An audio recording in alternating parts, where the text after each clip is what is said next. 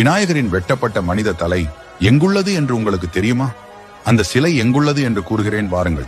கைலாயத்தில் ஒரு சமயம் சிவபெருமான் வெளியே சென்றிருந்த போது பார்வதி தேவி நீராட சென்றார்.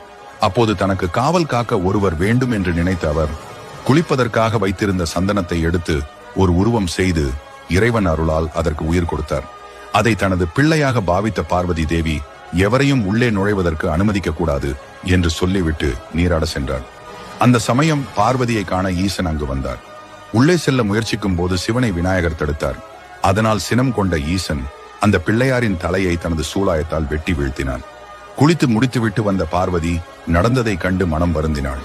இதை கண்ட சிவபெருமான் பிரம்மனை அழைத்து விநாயகரின் தலையில்லாத உடம்பில் பொருத்துவதற்காக ஒரு தலையை கொண்டு வர சொன்னார். அவர் வெளியில் செல்லும் போது எதிரே வந்த ஒரு யானையின் தலையை வெட்டி கொண்டு வந்து விநாயகரின் உடலில் பொருத்தினார். சிவபெருமான் விநாயகர் மேல் வைத்த யானை தலையை 8 இதழ் தாமரை மூலம் தண்ணீர் தெளித்து உயிர் பெற செய்தார்.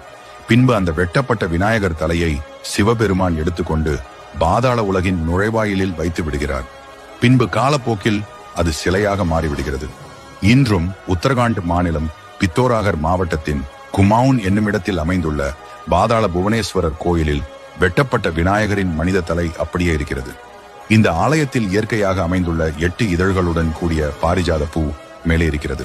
அதிலிருந்து நீர் சொட்டுகிறது. அந்த நீர் துண்டிக்கப்பட்ட விநாயகர் தலை மேல் விழுகிறது. 30 முக்கோடி தேவர்களும் இச்சிலையை பாதுகாப்பதாக கூறப்படுகிறது.